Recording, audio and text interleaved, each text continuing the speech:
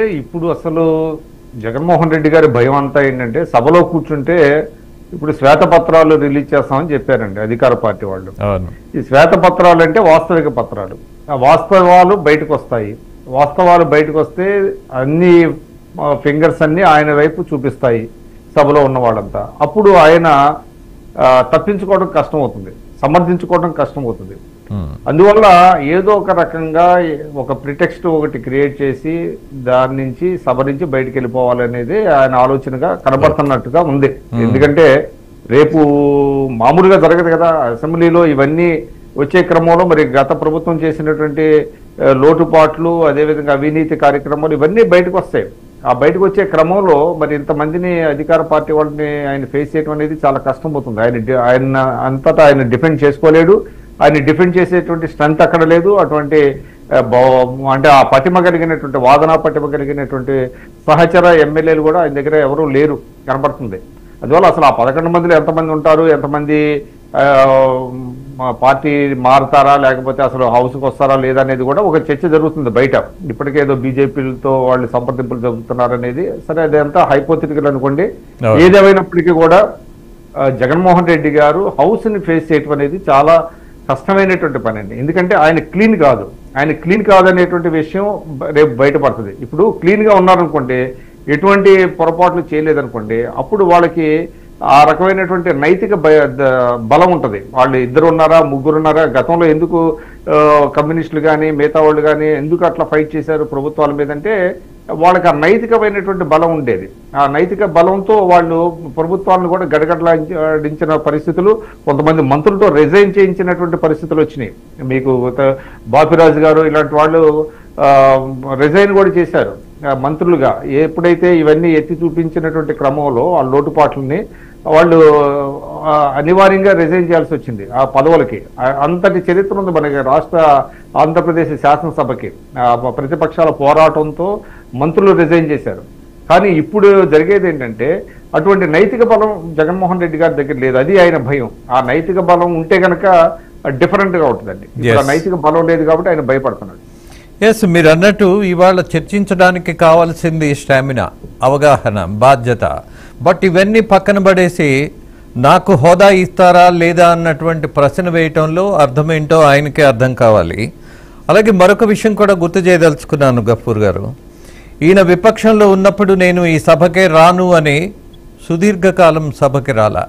But ఆ party నాయకులు మాత్రం ఎమ్మెల్యేలకు వచ్చేటటువంటి అన్ని, అది గౌరవ వేతనం కావచ్చు, అలాగే వాళ్ళకు వచ్చేటటువంటి డిఏలు ఏవైనా సరే, ఇలాంటి మొత్తం డ్రా చేసినటువంటి పరిస్థితే. అసలు సభకే రాని వాళ్ళు ప్రజల సొమ్ము అలా డ్రా చేసుకోవడం అనేది మరి మీరు ఎప్పుడైనా గమనించారా అసలు? ఇప్పుడు వీళ్ళు సార్ ఇప్పుడు ఎమ్మెల్యేల అభిప్రాయాలు తీసుకుని ఆయన మాట్లాడుతున్నాడా? 11 మంది అయినా కనీసం కూర్చొని ఏం చేద్దాం, ఎటువంటి ట్యాక్టీస్ అప్లై చేద్దాం మనం అనేది ఏమి లేదు. ఆయన నా మాటే శాసనం అంతే. గతం పరిపాలన అట్లే ఉంది, ఇప్పటికి కూడా ఆ పార్టీ యొక్క ఫంక్షన్ నా మాటే శాసనం. ఆయన ఏమనుంటే అదే పార్టీలో శాసనం. ఇప్పుడు పాయింట్ ఏమిటంటే సార్, ఎమ్మెల్యే బేసిక్ గా ఎందుకు ఎన్నుకుంటారు? ఎమ్మెల్యేను ఆ ప్రాంత ప్రజలు తమ యొక్క ప్రాంతం ప్రయోజనాల కోసం, ప్రజల ప్రయోజనాల కోసం, ఆ ప్రాంతం యొక్క సమస్యల్ని శాసనసభలో రైజ్ చేయడం కోసం ఎన్నుకుంటారు. కేవలం అధికారం కోసం, మంత్రి కావడం కోసం, ముఖ్యమంత్రి కావడం కోసమే ఎన్నికలు జరగవు సార్. ఎన్నికలు బేసిక్ గా ఒక representative of the people of that particular constituency. ఆ రకంగా అయినప్పుడు మేము శాసనసభకు పోము అంటే ప్రజలకు అన్యాయం చేయడం కదా. ప్రజల తరఫున మీరు పనిచేయడం కోసం కదా ప్రజలు ఇచ్చింది. లేదు అన్నప్పుడు మొత్తం రిజైన్ చేసేయండి. మళ్ళీ ఎలక్షన్ జరుగుతాయి. మళ్ళీ ఎలక్షన్స్ లో కనీసం ఆ ప్రజలకు పనికొచ్చేవాడని ఇంకోడు ఎన్నికవుతాడు. నిజమే గఫూర్ గారు, ప్రజలకు ఇచ్చినటువంటి వాగ్దానాన్ని మీరు శాసనసభకు పోకుండా, ప్రజా సమస్యలు లేవనెత్తకుండా మేము బయట ఉంటామనేటువంటిది అది సరైనది కాదు.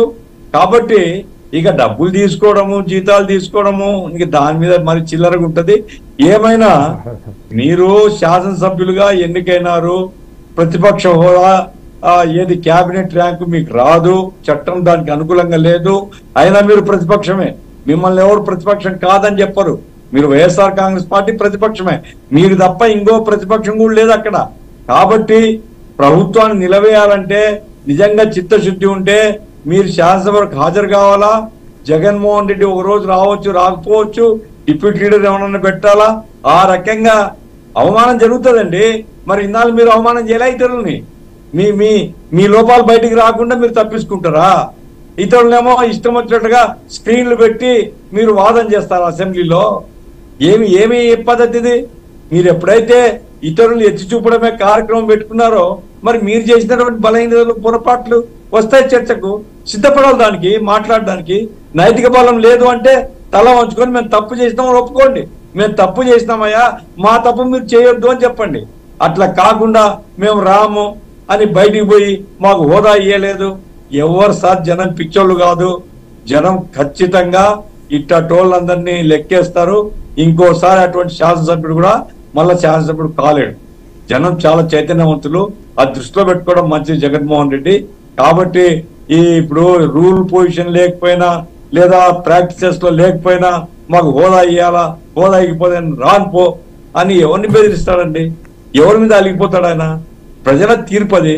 ప్రజల తీర్పును గౌరవిస్తే ప్రజలు నిన్ను గౌరవిస్తారు, కానీ ప్రజల తీర్పును ధిక్కరించినప్పుడు ప్రజలు నిన్ను ధిక్కరిస్తారు.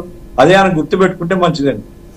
ఎస్, మరొక విషయం కూడా మీకు సాహెబ్ గారు, నాకు ఒక వాట్సాప్లో ఒక మేడం పంపించారు. ప్రజా తీర్పును కాదని అతనికి ప్రతిపక్ష నేత హోదా ఇచ్చారో ప్రజా తీర్పుని అత్యంత దారుణంగా అవహేళన చేసినట్టు అవుతుంది నారా చంద్రబాబు నాయుడు బాబు గారు అని ఒక మెసేజ్ పెట్టారు. అలా చేస్తే ప్రజలతో పాటు కార్యకర్తల నమ్మకం కూడా అభిమానం కూడా కోల్పోతారు బాబు గారు అని హెచ్చరిస్తున్నారు ఆమె. అతి మంచికి పోవద్దు బాబు గారు, కుక్కతోక వంకర సరిచేయలేము బాబు గారు అంటూ ఇలా అనేకమైనటువంటి విషయాలు మీ నాయకుడి దృష్టికి తీసుకొస్తున్నారు. ఎస్ గారు, నేను ఫస్ట్ హాఫ్ లో కూడా చెప్పింది అదే. చంద్రబాబు గారు అరే పోనీలే గత ముఖ్యమంత్రి అని చెప్పి కారు లోనకు పంపిస్తే ఇంత యాగి చేస్తున్నారు. నేను ఇంకో అంశం కూడా చెప్పాలండి. ప్రధానంగా ఆ రోజు ఉన్నటువంటి అసెంబ్లీలో చంద్రబాబు గారి కల్లి ఏలు చూపిస్తూ నేను 5 లాక్కుంటే మీకు ప్రతిపక్ష హోదా కూడా ఉన్నదని హేళన చేస్తూ మాట్లాడారు ఆ రోజు ఉన్నటువంటి ముఖ్యమంత్రి జగన్మోహన్ రెడ్డి. కానీ ఈ రోజు నాకు ప్రతిపక్ష హోదా కావాలని చెప్పి మరి ఈ రోజు లెటర్ రాశారంటే ఏ విధంగా అతనికి డెమోక్రసీ మీద గౌరవం ఉందండి? అసలు డెమోక్రసీ గురించి తెలుసా? రెండో అంశం, మీరు ఆయన తనకు ప్రత్యేకంగా ప్రతిపక్ష హోదా కోసం పోరాడుతున్నారు. ఇక్కడ ప్రజల సమస్యల కోసం అతనేం పోరాడలేదండి. ఫస్ట్ లెటర్ ఏదైనా ప్రజా సమస్యల మీద ఏమైనా ఇచ్చుంటే బెటర్ గా ఉండేది. గతంలో కూడా మీరు చూడొచ్చు, వాళ్ళకి 27 మంది ఎంపీలు ఉన్నప్పుడు ఆ రోజు ట్రిబ్యునల్ సస్పెండ్ చేయడానికి మరి ఇక్కడ స్పెషల్ ఫ్లైట్ వేసుకుని పార్లమెంట్కి వెళ్ళారండి. కానీ ఆ రోజు ప్రత్యేక హోదా కోసం అక్కడ పార్లమెంట్ కి వాళ్ళు వెళ్ళాలా అంటే ఆయన మనస్తత్వం చెబుతున్నా. ఆయనకి ఎక్కడా కూడా చట్టాల మీద అవగాహన గానీ చట్టాలను గౌరవించడం గానీ లేదండి. Yes please, my request is that Jaganmohan Reddy గారి మానసిక స్థితి మీద కానీ ఆయన ఆలోచన పద్ధతుల మీద కానీ ఇంక నాకు ఓపిక లేదు వినడానికి. బహుశా మీకు చెప్పడానికి ఓపిక ఉందేమో కానీ వినడానికి మాత్రం నాకు ఓపిక లేదు. బికాజ్ ప్రజలు అర్థం చేసుకున్నారు, తీర్పు ఒకటి ఇచ్చారు. మన విక్రమ్ గారు అన్నట్టుగా ప్రజలు ఇచ్చినటువంటి తీర్పులో ప్రతిపక్ష హోదా నాయకుడిగా అవకాశం లేదు అన్నటువంటిది ఒక రూల్ ఉంది అని. దాన్ని ఆచరించరు వాళ్ళు అన్నటువంటి అవగాహన మీకుంది, నాకుంది. బట్ ఆచరించకపోవడం తప్పని ప్రజలకు చెప్పే ప్రయత్నంలో జగన్మోహన్ గారి గుణగణాల గురించి మనకు వద్దు, అసలు అయిపోయింది. The story is over.